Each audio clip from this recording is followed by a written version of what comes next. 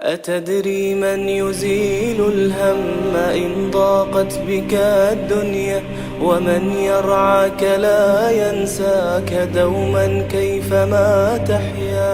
أتدري من يزيل الهم إن ضاقت بك الدنيا، ومن يرعاك لا ينساك دوما كيفما تحيا.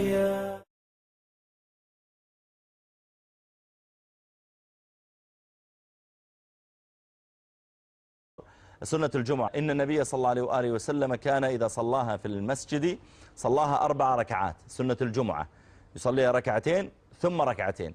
أما إذا صلاها في البيت فإنه عليه الصلاة والسلام كان يصليها ركعتين، وهذا جاء عن حديث عائشة رضي الله تعالى عنها.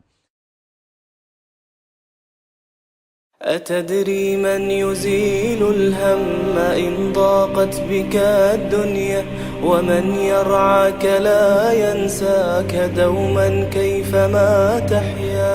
أتدري من يزيل الهم إن ضاقت بك الدنيا، ومن يرعاك لا ينساك دوما كيفما تحيا.